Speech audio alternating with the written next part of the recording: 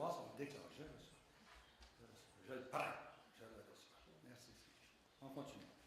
Je reçois un avenir plein d'espérance. Merci, Père. Gloire à toi, Jésus. Dans le psaume 107, Père, tu déclares que tu envoies ta parole et nous bénis, que tu nous délivres de la fausse. Avec le psaume 118, je dis, je ne mourrai pas, je vivrai et je raconterai les œuvres du Seigneur. Le Seigneur m'a durement châtié, mais à la mort, il ne m'a point livré. Tu annonces, Seigneur, que le nombre des jours de l'homme est au plus de 100 ans. Comblera le bien-être, le long jour et les années de vie. Père, je reçois ta parole, ton Fils, dans mon cœur, et par ton esprit, elle me guérit de toutes mes maladies. Je vivrai et je raconterai les œuvres. Je reçois ta puissance dans mon corps, Seigneur. Recevez la puissance. Prenez toujours un instant pour recevoir. Gloire à toi, Jésus. On continue. Et elle me guérit complètement de toute maladie qui m'afflige. Merci, Seigneur. Gloire à toi, Jésus. La maladie ne peut plus dominer sur moi. Le péché ne peut plus dominer sur moi. Puisque je ne suis pas sous la loi, mais sous la grâce. La peur ne peut plus dominer sur moi. Les dépendances ne peuvent plus dominer sur moi. Merci, Seigneur Jésus. Je suis sûr de ta parole. Amen. Alléluia.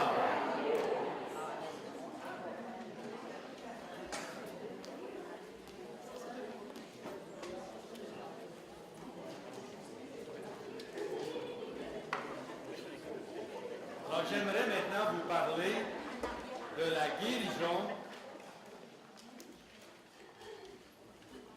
de l'émotion de la peur. À la page 105 dans vos manuels. 105.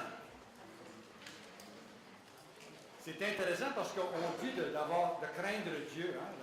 Le début de la sagesse, c'est de craindre Dieu. Mais le mot craindre Dieu, en hébreu, c'est yira, qui ne veut pas dire avoir peur, qui veut dire avoir révérence, un respect profond, une vénération, c'est ce que ça veut dire. Tandis que dans le psaume 27, ça dit « L'Éternel est ma lumière et mon salut, de qui aurais-je craindre ?» En français, c'est le même mot, mais en hébreu, c'est un mot différent. En hébreu, c'est « yaré », qui veut dire peur, apeuré.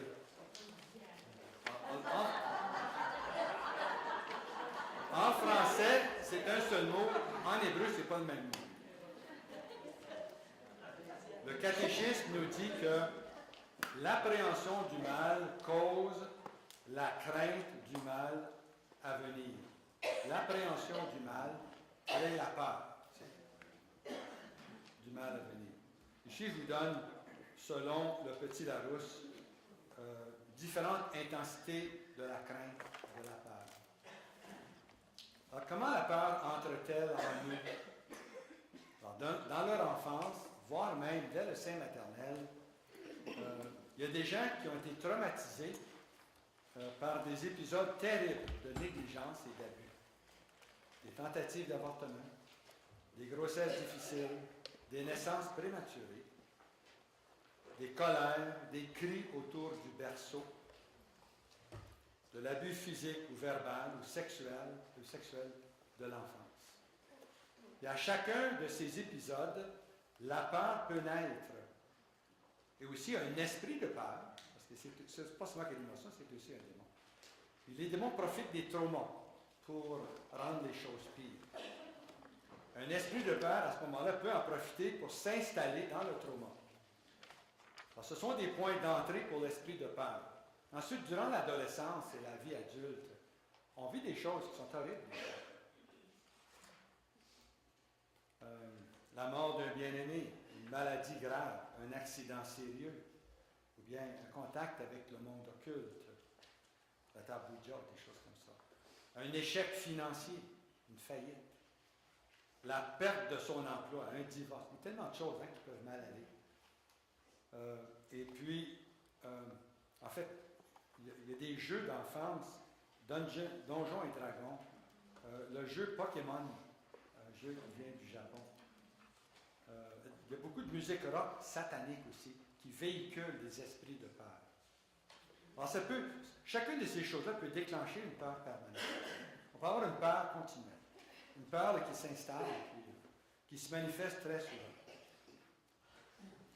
Quand j'étais chef louveteau, j'étais chef louveteau pendant 15 ans, et puis le soir, au camp, pas souvent, mais de temps en temps, je racontais des histoires. Je racontais toujours des histoires le soir, mais de temps en temps, je racontais une histoire de peur, pour les faire tortiller dans leur sac de couchage, pas vouloir s'endormir. J'étais jeune à l'époque. Je ferais plus ça, mais je le faisais à l'époque. Alors, 2 ans après un camp, une maman vient me voir et elle me dit, Henri, qu'est-ce que tu as dit aux jeunes? Pourquoi tu me demandes ça? Parce que mon fils, depuis qu'il est allé à ton camp il y a 2 ans, il refuse d'aller se coucher sans que sa lumière soit allumée. Il veut toujours que je sois dans sa chambre jusqu'à ce qu'il s'endort. La peur. Hein? L'histoire était très épeurante.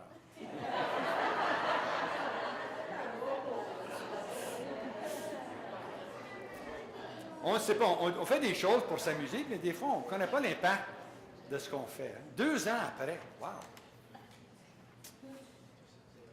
Aussi, un des fléaux du renouveau charismatique, ce fut toutes les révélations privées qui circulent. Il y en a qui sont vraies, il y en a qui ne sont pas vraies, la plupart ne sont pas vraies.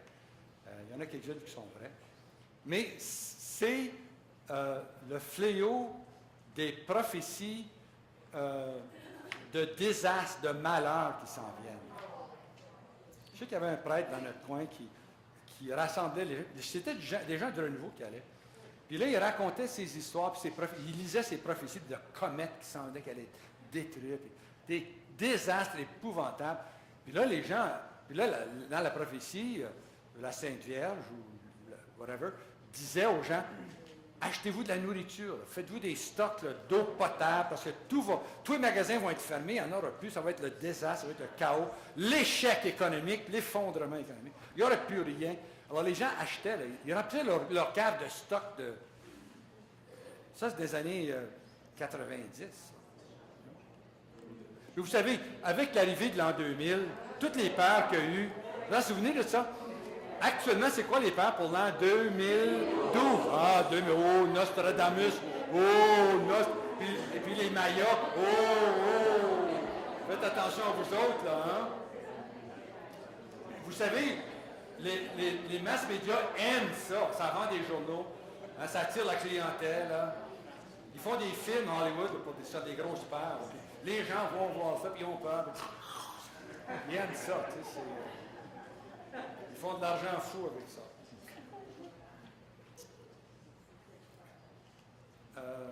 Les reportages sur les terroristes, les pandémies, les meurtres, les calamités, les crises financières, le réchauffement de la planète au bout du chemin. Il y a aussi le vaudou. Il y a des gens qui meurent de peur de vaudou. Alors les gens, il faut savoir que face à toutes ces choses-là, on n'a pas tous la même sensibilité. Il y en a qui entendent, vont voir un film auquel tout le monde en parle. Quelqu'un va voir ça, puis ça ne fait pas peur par tout. Regarde ça. Tout ça peut être intéressant, peut-être rire même, mais ça ne l'affecte pas. Une autre personne va là et est traumatisée pour la vie. On n'a pas tous le même seuil de réception, de sensibilité face à la peur. Maintenant, qu'on se dise, les gens aiment ça avoir peur. Hein? On va, comment on appelle ça, les montagnes russes. Les gens aiment ça. Moi, je suis plus capable. Quand j'étais jeune, j'allais, mais maintenant, je laisserais mon cœur en haut à quelque part. Ouais, je suis trop vieux pour y aller. Mais j'aimais ça quand j'étais jeune. Ça fait peur. Tu descends à pleine vitesse. Là.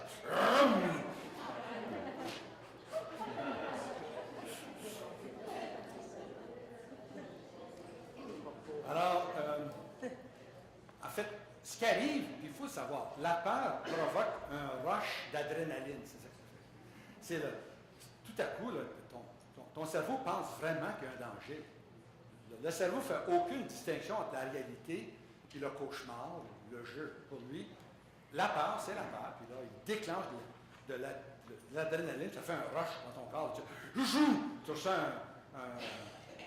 une puissance d'énergie, je comprends. Tu reçois une dose pour combattre un lion ou te sauver d'un lion. Tu es prêt pour le pire. Alors, maintenant, d'autres, par ailleurs, ils vivent ça, puis ça les traumatise, ça leur donne des cauchemars, des peurs soudaines, des nouvelles peurs. Le stress s'installe, il y a des anxiétés permanentes qui prennent racine. Le stress. Avez-vous fait le test de stress que je vous avais suggéré? Faites-le. C'est pas obligatoire, là, mais j'oublie quelle page, c'est à la page 135, quand vous aurez un moment, pour vérifier le montant de stress dans lequel vous vivez présentement. Uniquement pour voir. C'est pas bon d'avoir trop de stress. C'est bon d'avoir un certain montant de stress. Quelqu'un qui n'a pas de stress, là, il est comme ça. Ça prend. Quand quelqu'un qui n'a pas de stress dans sa vie, il est comme ça. Ça, c'est une vie pas stressée. C'est pas une vie intéressante. Un peu de stress, c'est une bonne chose. Mais trop de stress, là, ça, c'est pas correct. C'est intéressant parce que le mot stress, depuis Adam et Ève, il y a du stress. Mais on en parlait avec d'autres mots. Mais il y avait un recherchiste, un médecin, un biochimiste, je pense. Il donnait des maladies à des petites souris. Puis là, il les infectait pour voir combien de temps que ça prenait pour développer. C'est des expériences scientifiques. Mais il n'était pas habile. Alors, souvent, pendant qu'il était en train d'injecter, avant ou après, whatever, les souris se sauvaient. Là, il courait après eux autres. Puis là, finalement, ils attrapaient dans un coin, là. Là, ils les ramassaient. Maintenant, ensuite, il s'examinait, il faisait des expériences. Il a constaté que ces opérations ou ces expériences ne marchaient jamais. Parce que toutes ces souris avaient des ulcères. Oui, c'est ça. Elles avaient des ulcères. Puis des déséquilibres hormonaux. Puis il a réfléchi un peu, puis il a constaté que ça n'avait rien à voir avec des injections. C'est parce qu'il avait peur de lui. Quand il courait après eux autres, puis il les attrapait dans un coin, c'est là qu'il devenait malade. Alors, il s'est dit, puis là, il a pensé aux ingénieurs qui travaillent avec des pompes et des grandes structures. Il y a toute la question du stress, hein, il faut savoir bien gérer le stress des bâtiments pour que ça soit bien reparti. Il a inventé le mot stress pour l'être humain. C'est depuis ce temps-là qu'on en parle. Par après, il s'est lancé de ce côté-là, il a créé le Centre international du stress. L'Institut international du stress. Y en a-t-il qui veulent travailler là?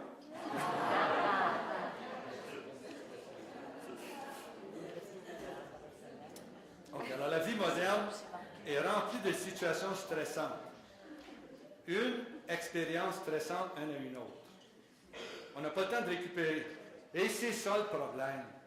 On n'a pas le temps de récupérer. C'est l'accumulation du stress qui fait du tort. Et c'est l'accumulation du stress qui peut nous mettre à terre. Ça peut mener à des burn-out, parce qu'on peut être brûlé, parce qu'il y en a trop. Maintenant, on choisit d'une certaine façon notre niveau de stress. Tu as une job, tu décides d'en prendre une deuxième. Oh, il y a du stress qui s'en vient, Charles. Bien, tu décides de prendre un job qui t'éloigne de ta famille pendant une semaine, 2 semaines, 2 mois. Wow, tout le monde. Il va y avoir du stress. Hein? Ça ne sera pas facile. Ainsi de suite. On change de maison. Hein? C'est du stress changer de maison. Ça fait tout seul. Comment on remplit nos fins de semaine, etc. Alors, choisir nos amis, choisir les gens qu'on fréquente, c'est peut-être pas des amis, mais choisir les gens qu'on fréquente, ça peut être stressant pas pour rire. Il y a des gens qui sont stressants plus que d'autres, hein, vous le savez. Alors voici la définition que j'ai trouvée dans le Petit Larousse pour le mot stress. Le stress est déclenché par le cerveau qui stimule la sécrétion de corticoïdes et d'adrénaline par les surrénales. Il s'ensuit une activation générale, non spécifique, physique et psychique, favorable à la défense de l'organisme. Cependant, un stress intense ou prolongé serait source de divers troubles, anxiété, fatigue, ulcères gastriques, angine de poitrine, eczéma, etc. Alors, le stress augmente la pression artérielle, le cholestérol, l'insuline et le sucre dans le sang. Le sang s'épaissit et rend les plaquettes plus colleuses. Cela mène à l'artériosclérose, à l'infarctus et à l'AVC. Le stress bloque les enzymes produites par le corps pour dissoudre les plaquettes collées. La surcharge de stress peut mener à une éruption incontrôlée, un blowout, d'une attaque cardiaque.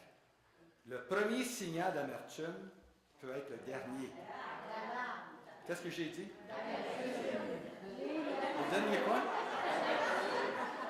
Le premier signal d'alarme peut être fatal. Je ne sais même pas ce que j'ai dit. Les Anglais disent overload, hein? Il y en a trop. Hein?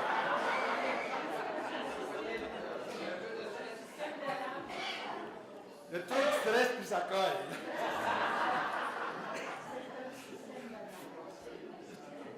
Pourtant, la parole de Dieu nous dit qu'un peu de stress, c'est une bonne chose. On trouve ça dans Romains 5, ça dit « Nous nous vantons encore des afflictions. » Lisez stress.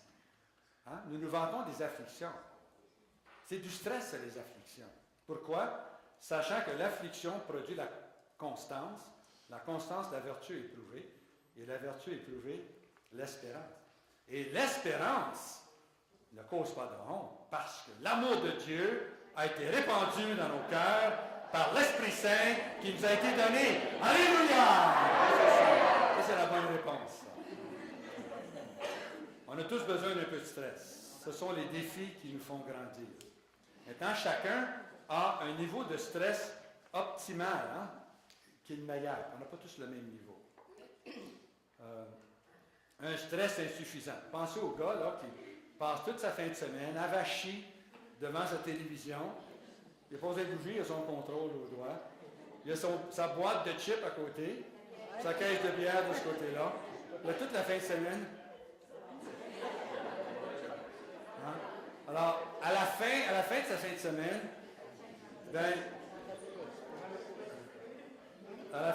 de semaine, il se sent léthargique.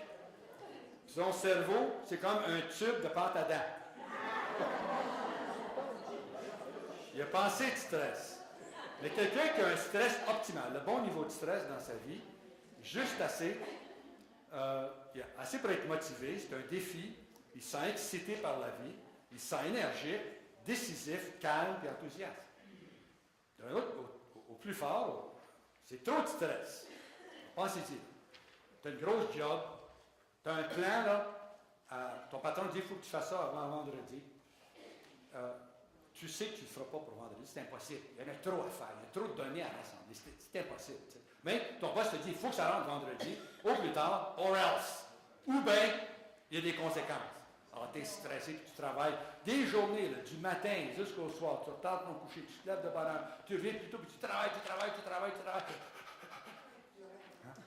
Puis tu sais que ça ne marchera pas, puis au bout, tu auras un produit qui n'est pas correct. Tu vas peut-être perdre ta job quand même. Ça, c'est trop de stress. Vous le voyez, hein? C'est trop, ça. Trop, c'est trop. Ah, on le voit. C'est mieux la caisse de la brique que sac de chips.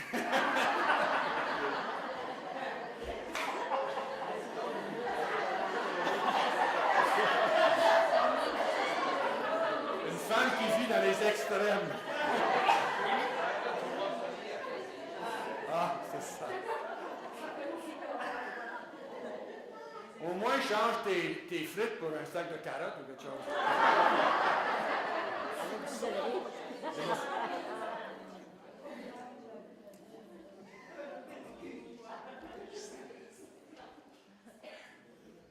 Je parle du stress parce que la peur produit toujours le stress. Ouais.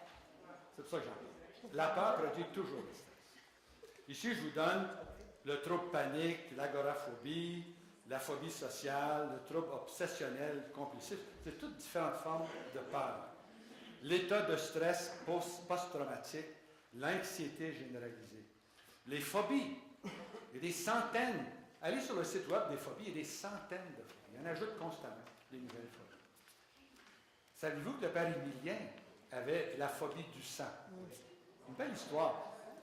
La phobie du sang empêchait le père Émilien de visiter des gens à l'hôpital pour prier avec les gens à l'hôpital. Quand on l'invitait à venir prier à la maison, il acceptait. À l'hôpital, il n'y allait pas. Parce qu'il avait peur du sang. Quand il voyait le sang, il paniquait, des grosses sueurs, il perdait toutes ses facultés, il voulait se sauver. De toute façon, il était comme ça, puis il s'acceptait, il ne savait pas pourquoi, mais il était comme ça. Alors un jour, il était au Mexique, c'était une messe de guérison, dirigée par un évêque. Puis rendu à la communion, il a fait une action de grâce de guérison intérieure. L'évêque dirigeait ça. Là, il a dit aux gens, soyez-vous, là, puis on va passer, on va faire une prière, puis on va commencer à votre conception, puis votre première année, deuxième année. On va faire une année à la fois, puis on va demander au Seigneur de vous apporter une guérison. C'est une prière. C'est une des façons qu'on se sert dans leur niveau. Alors, le père Émilien était dans un des prêtres d'un groupe, il s'est assis, puis rendu à la 5e année, tout à coup, il y a eu une vision. Il s'est vu à l'âge de 5 ans. Il était en train de jouer avec son frère, son grand frère qui avait 6 ans.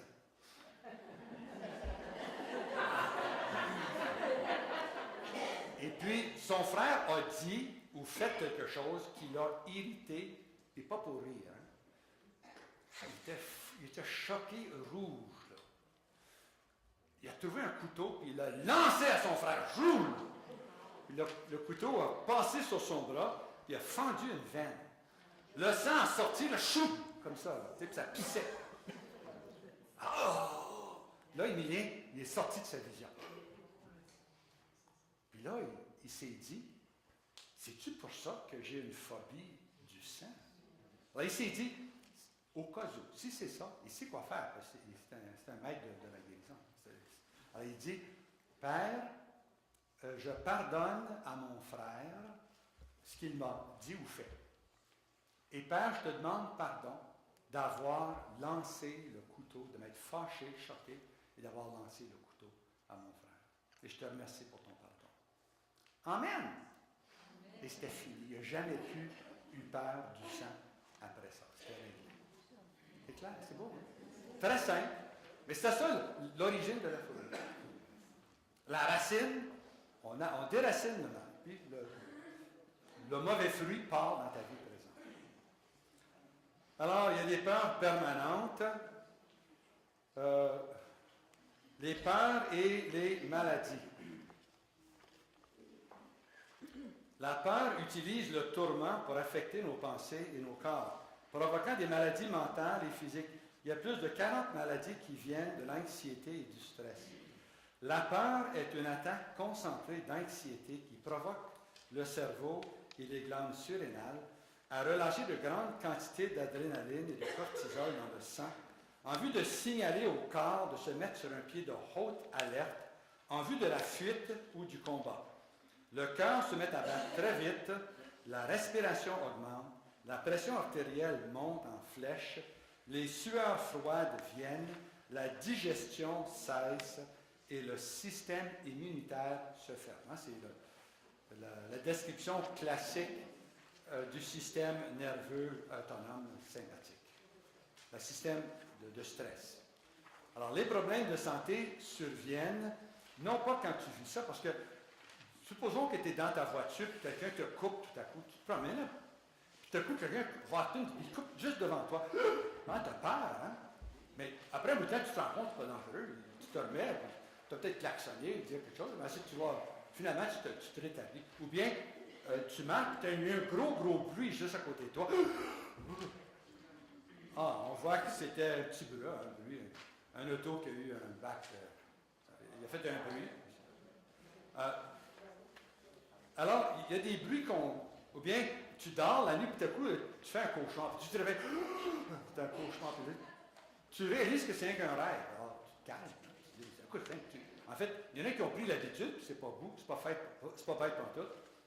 Après un cauchemar, ils vont parler à leur tête. Calme-toi, là. C'est pas vrai, il n'y a pas de danger. C'est rien qu'un rêve. C'est pas dangereux. C'est rien qu'un rêve. Calme-toi. Là, tu essuies tes sueurs, puis ton respire revient normal, ton cœur arrête de battre si vite, puis là, tu te rendors. Mais on s'en remet de ces peurs, de ces peurs-là. Le problème, c'est quand ça reste, ça ne part pas. Quand tu es en état de peur constante, là, il y a tellement de cortisol, d'adrénaline dans ton sang, que ça fait des dommages. Le dommage psychosomatique. On a dans la Bible un exemple d'une personne qui est morte de peur. Vous connaissez toute l'histoire probablement, c'est dans la vie de David. Il y avait, c'était dans le temps où Saül, le roi, le pourchassait de forêt en forêt, de désert en désert, de montagne en montagne pour le tuer. Et puis un jour, il a décidé d'aller dans une région d'Israël où il y avait un homme assez riche qui s'appelait Nabal, avec une femme qui s'appelait Abigail. Et lui a décidé de protéger les troupeaux de Nabal. Parce qu'il était souvent attaqué par des maraudeurs. Hein. C'était très commun à l'époque. Et ça l'est encore dans certains pays. Des maraudeurs qui circulent. C'est des rapins. Ils volent tout le monde. Ils font des esclaves. Ils partent avec. Alors, il faisait ça. Et puis, mais David a décidé de protéger les possessions de Nabal. Uniquement pour bien faire. Puis quand est venu le temps de la grande récolte, c'était coutumier qu'on récompense les gens qui ont aidé. Alors, il a envoyé ses serviteurs voir Nabal pour leur demander des provisions parce qu'ils vivaient dans le désert. Alors, Nabal, au lieu de les aider, il les a renvoyés avec un coup de pied dans le derrière. Quand David a appris ça, là, il s'est dit, ce Nabal-là, il va me payer ça, puis il va me payer cher.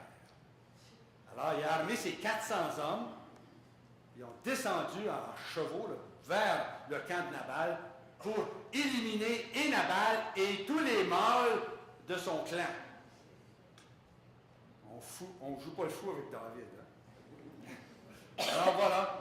Maintenant, un serviteur était témoin de ce que Nabal a dit au serviteur de David. Il va voir la femme de Nabal, puis il lui dit, « Hey, tu sais pas ce qui est arrivé? » Il lui raconte l'histoire. Alors, tout de suite, Abigail, elle n'était pas folle pantoute.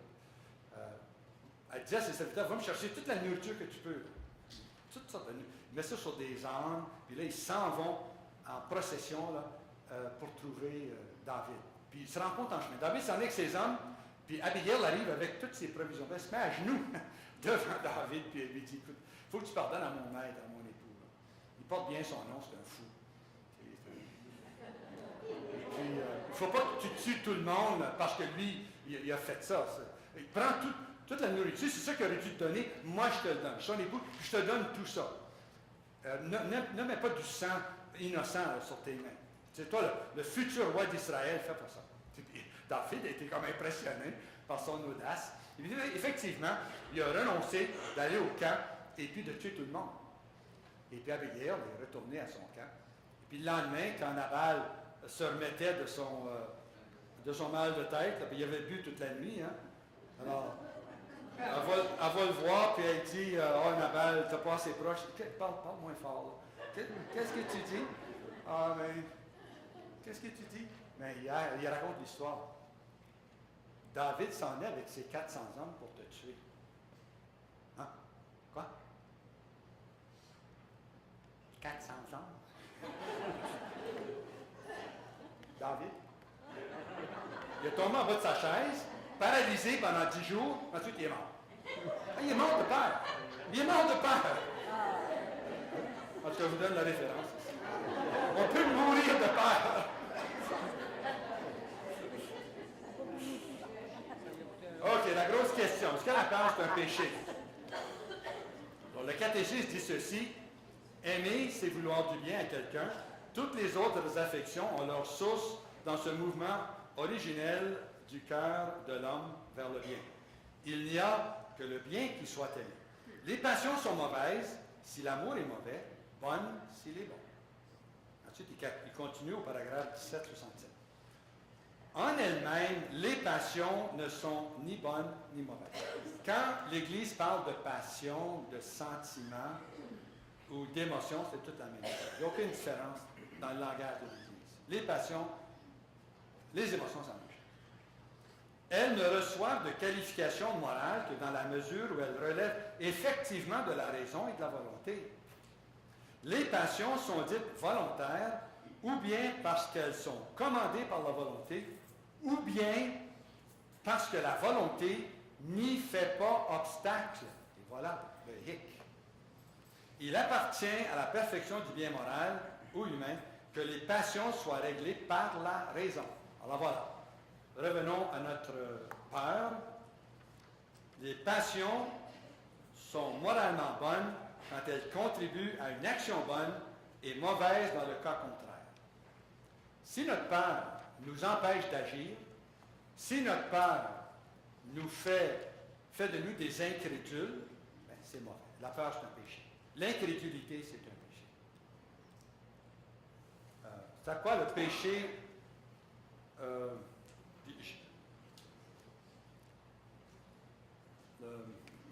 D'abord, regardons Jésus. Jésus, quand il était au jardin de Gethsémani, il a eu peur. Il était angoissé jusqu'à mourir, dit-il. Mais ça n'a pas affecté son comportement. Il ne s'est pas sauvé. Il est resté, il a fait face à la mission que le Père lui confiait, celle de rencontrer toute cette opposition, puis d'aller jusqu'à la croix, à la mort sur la croix. Il l'a fait, même s'il avait peur. Peur au point que ses glandes sudurales, de sueur, et puis ses capillaires ont éclaté en même temps. Les capillaires, les petits vaisseaux sanguins avec le sang, ils ont éclaté. Il y avait tellement de tension artérielle en lui par la peur, par l'angoisse, que ça a éclaté. Puis il a commencé à avoir des sueurs de sang. Il faut vivre une angoisse époustouflante pour aller là. C'était terrible ce que Jésus a vécu. Mais il ne s'est pas enfui. Il ne s'est pas enfui. La peur ne l'a pas poussé à renoncer à sa mission, à faire la volonté de son Père. Mais regardez Pierre, par ailleurs. Regardez Pierre, par ailleurs. Pour le mettre, à cause de la peur, 3 servantes viennent le voir. Tu n'es pas avec lui? Lui? Qui lui? Jésus. Jésus, je ne connais même pas. 3 fois. Il y a même une fois, il a juré. Écoute, je jure, je ne connais pas cet homme-là. Aucun côté. Pourquoi tu me demandes ça? 3 fois. C'est là. Alors, il a péché par peur. Sa peur de mener à pécher. L'homme qui a enterré le Seigneur donne des talents, 5 talents, 2 talents, 3 talents, puis 1 talent à ses serviteurs, puis il dit allez produire quelque chose. Alors, le premier vient, il est allé de 5 à 10.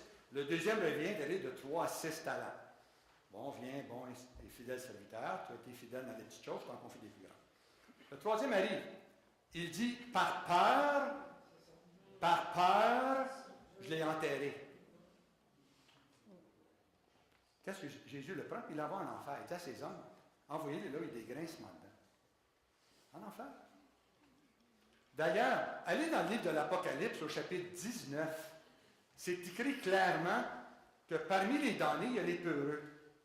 D'ailleurs, les premiers damnés mentionnés, ce sont les peureux. Ensuite, on mentionne toi et les autres. Il y en a toute une gang, hein? Mais les premiers damnés, c'est les peureux.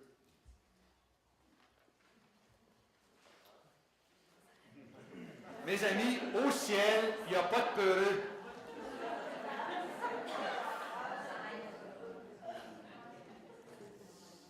Il faut avoir peur sans être peureux, mais c'est encore mieux de ne pas avoir peur pantoute. Vous êtes capable de vous débarrasser de toutes vos peurs. Alors, Jésus annonce qu'il y aura sur la terre, à la fin des temps, angoisse des nations, inquiète du fracas de la mer et de son agitation, des hommes expirant de peur dans l'attente de ce qui va survenir au monde. Et quand cela commencera d'arriver, dit Jésus, redressez-vous et relevez votre tête, parce que votre rachat approche.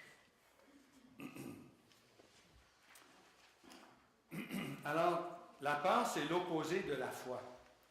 Il n'y a personne qui, en même temps, peut croire et avoir peur. Tu crois ou tu as peur. Un exclut l'autre. Et c'est pour ça que la peur, c'est un péché. Dans la Bible, qu'est-ce que la peur? Bien, Sagesse 17 le dit. La crainte de la peur, en effet, n'est rien que l'abandon des secours de la pensée. Et tandis qu'elle attend moins de secours au-dedans d'elle-même, elle grossit la cause inconnue de laquelle vient le tourment. Dans le Nouveau Testament, le lien est fait entre la peur et le manque de foi en Dieu, qui est un péché. Par exemple, face au souci de la nourriture, Jean leur dit, si l'herbe des...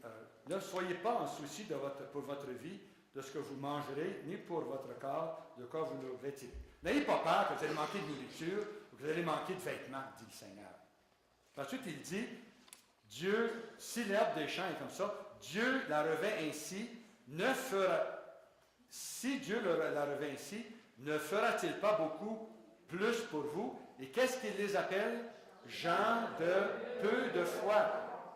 T'as peur ou tu crois? Tu crois ou t'as peur, mais pas les deux en même temps. Lors de la tempête apaisée, qu'est-ce que Jésus a dit? Il dit, pourquoi êtes-vous peureux? Gens de peu de foi.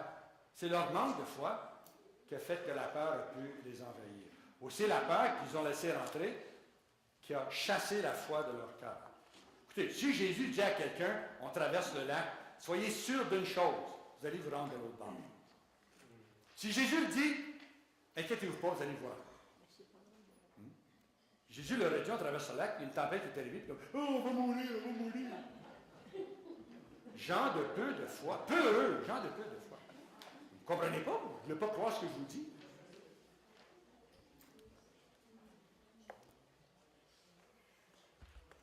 OK, courage, c'est moi, n'ayez pas peur.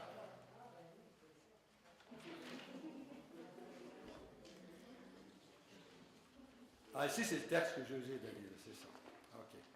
Aussi, pris de peur, je suis allé cacher ton talent dans la terre. Le voici, je te l'entends. Alors, la peur bloque le royaume de Dieu. On voit ça dans 2 Timothée 1, car ce n'est pas un esprit de crainte, un esprit de peur que Dieu nous a donné, mais un esprit de force, d'amour et de maîtrise de soi.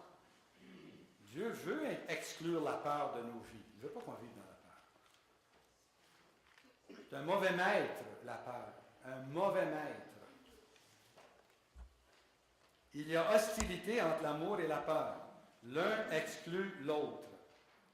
Saint Jean le dit dans sa lettre, première lettre au chapitre 4, il n'y a pas de peur, il n'y a pas de crainte dans l'amour. Mais l'amour parfait bannit la crainte, bannit la peur. Car la crainte appelle un châtiment et celui qui craint n'est pas accompli dans l'amour. Pour nous, aimons, puisque lui nous a aimés le premier. Ma peur m'empêche de recevoir l'amour de Dieu. Par ma peur, je dis à Dieu qu'il est un menteur, car je lui dis que je ne peux pas lui faire confiance. Ça, c'est de l'incrédulité, c'est un péché. La peur, c'est un péché. OK, je vous donne le texte ici de l'Apocalypse. Apocalypse 21, verset 8. Regardez la liste. Je ne vous donne pas toute la liste, là. Ça commence avec « Les peureux sont placés au rang des damnés ». Quant aux peureux et aux incrédules, hein, les peureux et les incrédules se suivent de près, hein, et aux abominables, aux meurtriers, aux fornicateurs, aux sorciers, aux idolâtres et à tous les menteurs, leur part est dans l'étang brûlant de feu. Ça, c'est l'enfer. C'est clair, hein? C'est difficile d'être plus clair. Alors, ma peur, comme tout péché, offre à Satan une mainmise sur moi, une domination sur moi. Ma peur dit à Dieu qu'il ne règne pas sur moi. Je n'ai pas confiance en lui. Ma peur dit que Satan est en charge. Ma peur déclare que Dieu est impuissant à faire quoi que ce soit. Ma peur et ma foi sont égales en ceci. Les deux exigent de se réaliser. Parce que la foi, c'est la garantie de ce que l'on espère. La preuve des réalités qu'on ne voit pas. La peur, c'est l'appréhension du mal, la crainte du mal à venir. La foi m'apporte ce que j'espère de Dieu. La peur m'apporte le mal que je crains. En me soumettant à la foi, à la parole de Dieu, Dieu règne sur moi. En me soumettant à la peur, Satan règne sur moi. En choisissant l'un par rapport à l'autre, je décide dans quel royaume je vivrai. Celui de Dieu ou celui des ténèbres. L'un exclut l'autre. La peur, c'est mon ennemi. La peur est un élément essentiel du royaume de Satan et son désir de me contrôler et de me voler ma foi. Puis il y a présentement dans le monde une épidémie et d'incrédulité et de peur. Hein, les deux, là, ça déferle dans le monde entier présentement. En partie, c'est le diable qui est derrière tout ça, là, pour séparer les enfants de Dieu de leur père. Il veut vaincre Dieu. Il haït Dieu. Il nous haït nous autres aussi. Il veut faire le plus de tort possible à Dieu. Il ne peut rien faire contre Dieu. Dieu est inaccessible. Mais il peut s'attaquer à nous autres, c'est ce qu'il fait. Puis Dieu l'a créé avec une certaine liberté, puis il peut agir. C'est un être libre. Il peut agir. Il y a une limite à sa liberté, puis ce qu'il peut faire. Il doit rester dans le domaine humain, il ne peut pas aller dans le domaine angélique là, pour s'attaquer à nous. Il doit demeurer dans le domaine humain. Il n'y a aucune tentation ne dépasse la mesure humaine. Il nous dit 2 Corinthiens 10, je crois, de toute façon.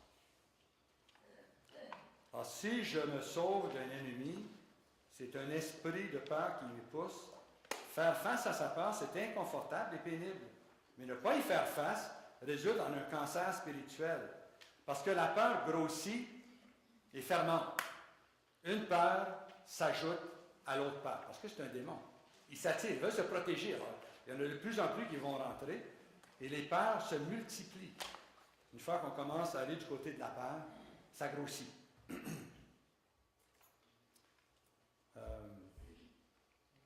Maintenant, dès que j'ai éteint la peur, je fais l'expérience de la liberté, la joie et la vie. Dès que je me débarrasse de la peur pour de bon, qu'on refuse d'entretenir la peur, vous êtes capable. Avec la grâce de Dieu, qui est là à votre disposition, vous êtes capable de vous débarrasser de toutes vos peurs.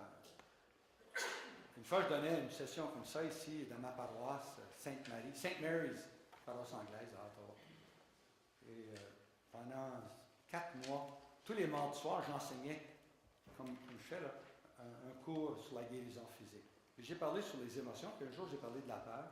J'ai enseigné aux gens comment se débarrasser de leur peur. Une femme dans la salle avait une peur morbide des chiens. Morbide. Un chien, un jappement de chien, là, la faisait grimper les arbres. Ouais, pas tout le téléphone, n'importe quoi. Elle voulait se sauver. Alors voilà que quand elle a appris que c'était un péché, oh non, dès qu'elle a su que c'était un péché, ça ne marchait plus. Hein? Elle peut avoir peur, mais dès qu'elle sait que c'est un péché, elle ne veut plus de peur. Hein? Ça ne marche pas, ça. Alors, elle a fait le ministère, puis elle s'est débarrassée de ses peurs. Ce dimanche-là, ça c'était le mardi, alors le dimanche, elle est allée pour une marche dans le parc avec son époux. Et pendant qu'elle marchait dans le parc, il y a 2 gros chiens. Dès qu'ils l'ont vue, là, ils ont couru vers elle. Puis elle les a vus venir à elle, puis aucune émotion. Elle les a vus, elle les a flattés quand ils sont arrivés. Elle a dit, mais j'ai aucune peur. La peur est complètement partie. Ça n'existe plus. J'ai aucune peur de ces chiens-là. Elle avait toujours eu peur des chiens. Peut-être dans son enfance, elle a été mordue, je ne sais pas. Mais la peur était complètement disparue. Il n'y en avait plus. Parce qu'il avait fait le ministère pour s'en débarrasser. On peut se débarrasser complètement de ses peurs. En avoir aucune. On n'est pas obligé d'avoir peur. Vous pouvez avoir peur si vous voulez. Vous empêche pas. Dieu ne vous empêchera pas d'avoir peur. Mais vous n'êtes pas obligé d'avoir peur. Dieu veut vous en délivrer. Il veut que vous soyez libre de ça.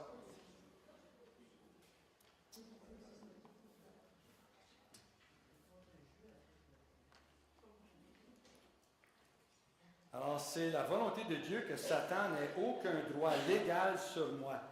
Satan acquiert un droit légal sur moi par mes péchés. Dieu désire me voir me détourner du péché, de la peur, me voir marcher sur le chemin étroit de la repentance et de la sanctification et me voir vivre victorieusement. Alors, comment vaincre la peur? Alors, la guérison ultime de la peur se fait par la foi. Le psaume 56 chante la victoire du croyant sur la peur, qui l'assaille par sa confiance en Dieu. Je sais bien, dit le psautier, dit le psaume, je sais bien que Dieu est pour moi. En Dieu dont je loue la parole, en l'Éternel dont je loue la parole, en Dieu je me confie, je ne crains pas. Que peut me faire un homme? J'ai recherché l'Éternel, il m'a répondu, et de toutes mes terreurs, il m'a délivré. Amen. Eh bien, Art Mathias, c'est un Américain, je ne suis pas sûr de quel dénomination, c'est pas un catholique, je ne pense pas qu'il soit pentecôtiste. De toute façon, j'ai écrit plusieurs livres sur la guérison. Et la guérison sur les émotions, c'est une de mes 3 sources des enseignements que je vous donne. Alors, lui, dans les années 90, souffrait de maladies environnementales. Il était allergique à la plupart des nourritures et des fibres de vêtements. Il pouvait manger à peu près rien. Il s'était souvent fait imposer les mains, mais ça n'avait rien guéri. Pendant des années, il entretenait de la rancune et de l'amertume contre les autres, contre des gens. Ce qui affaiblissait son système immunitaire, tout en bloquant toute guérison divine. Il ruminait tous les torts qu'on a fait contre lui et que les torts que lui avait fait aux autres.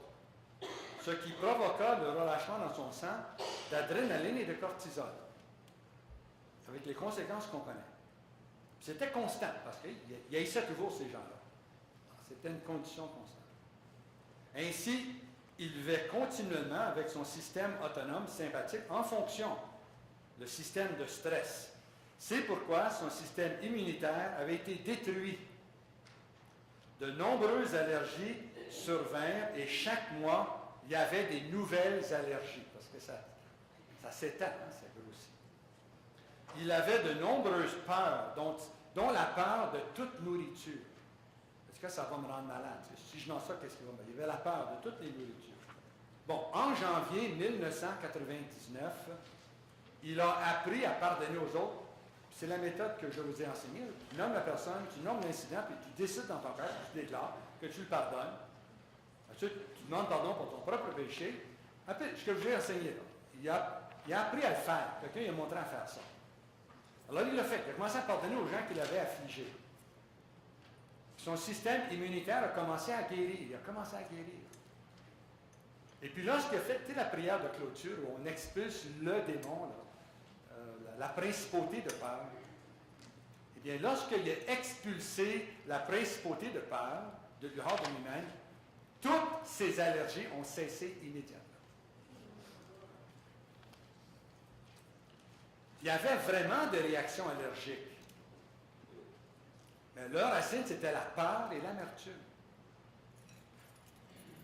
Quelle surprise pour lui! Un jour, il est allergique à presque tout. Il pardonne aux gens. Il demande pardon. Le lendemain, il est allergique à rien. Il en a parlé à d'autres de son expérience. D'autres ont fait la même chose. Ils ont pardonné, puis ont expulsé ses principautés. Eux aussi ont été guéris. Ils ont été guéris de fibromyalgie, de fatigue chronique, d'asthme, de surdité, de cécité, et des mariages qui ont été guéris, qui ont été raccommodés, etc. La liste des guérisons est énorme. Parce que dès que tu guéris ton système immunitaire, eh bien, tu changes, hein, ça change dans ta vie. Tu vis beaucoup mieux qu'avant. Ça, c'est parce qu'un croyant a 4 disciplines qui le protègent de la peur et de l'amertume. J'aimerais vous parler brièvement, en terminant, en vous parlant de ça. Pourquoi la foi est-elle si puissante pour m'aider à gérer le stress? Ma foi en Dieu me permet de cultiver 4 disciplines qui m'aident à gérer le stress. D'abord, je sais où je m'en vais. Levez la main, ici, les gens qui savent où ils s'en vont. Moi, je sais exactement où je m'en vais avec Jésus. Hein? Il n'y a pas de doute, hein? C'est là que je m'en vais. J'ai décidé, puis je ne recule pas, c'est là que je m'en vais. Et vous aussi, c'est la même chose, c'est là qu'on s'en va. Deuxièmement, ma vie est équilibrée. J'en parle dans une minute. Troisièmement, je sais me ressourcer. J'en parle dans un instant. Puis aussi, j'ai une belle attitude devant l'imprévisible. Ce qui arrive là, soudainement, ça ne me fera pas peur. Parce que je connais très bien Romains 8, 28. Sont-tu aussi qui connaissent Romains 8, 28? Oui. Combien de Ah, toi, je t'aime, t'es beau, ça. t'aime même si tu l'aurais pas su, pas en passant. Tout concourt au bien de ceux qui aiment Dieu. Alors, quelque chose d'imprévisible arrive, en bon ou en mal. Who cares? Quelle phrase ça peut bien faire ce qui t'arrive? Tout concourt au bien de ceux qui aiment Dieu. C'est une vérité solide. Notre vie est basée sur la parole de Dieu. Puis ça, c'est une déclaration des Écritures qu'on trouve à bien des endroits dans les Saintes Écritures. Tout concourt au bien de ceux qui aiment Dieu, qui sont appelés selon son dessein.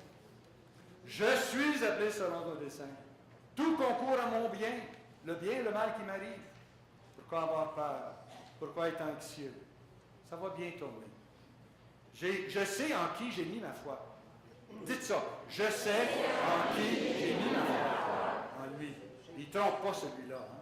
Il est fidèle. Il s'appelle le fidèle. Laissez-moi vous parler d'équilibre. Je vous avais parlé de l'équilibre entre le travail et le repos. C'est un équilibre important, mais ce n'est pas le seul. Il faut savoir prendre des temps de repos, des temps de vacances. Le commandement de Dieu nous dit de prendre au moins un jour par semaine où on arrête tout travail, toute activité économique, on cesse, pour se concentrer sur notre famille, se concentrer sur Dieu. C'est une journée de repos, dans les choses plus importantes de la vie que l'activité économique. On ne va pas chanter ces jours-là. On reste avec la famille, avec nos amis, avec le Seigneur. On passe plus de temps dans la parole de Dieu. C'est le jour par excellence où on va à la messe pour être avec la communauté chrétienne. C'est le jour de repos. Et ça, c'est bon. Puis aussi, on prend des vacances. On a une vie équilibrée. Maintenant, vous savez, il y a des gens très riches, il y a des millionnaires, il y a des acteurs d'Hollywood. Eux prennent toujours des repos. Ils travaillent très fort. Mais il y en a qui sont suicidaires. Il y a des mariages qui brisent. Il ne faut pas souhaiter être comme les gens d'Hollywood. Souhaitez jamais d'être comme les acteurs d'Hollywood. C'est des désastres comme vie humaine. Hein? Des désastres.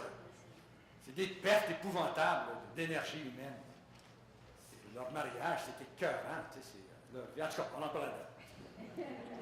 Mais ils ont beaucoup de repos dans leur vie. Il y a beaucoup de travail.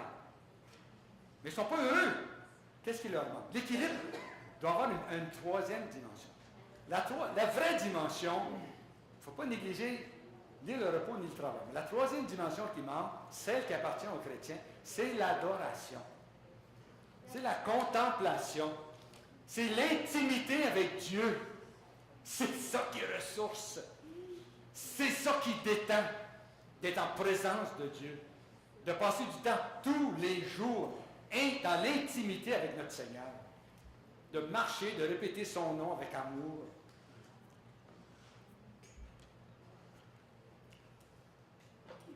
On a besoin de l'intimité avec Dieu pour avoir une vie équilibrée. Et c'est pour ça que les chrétiens ont plus de résistance devant le stress, devant la peur, devant les émotions toxiques. Dès qu'on arrive à s'en débarrasser, on maintient ensuite cette vie équilibrée de travail, de repos et d'adoration, d'intimité divine. Et ça fait toute la différence au monde. On se ressource dans le Seigneur. Avec lui, on va avec des amis, on suit des sessions, on va prendre des retraites, on s'éloigne. On prend du temps pour soi, de nourrir, faire grandir notre relation avec Dieu.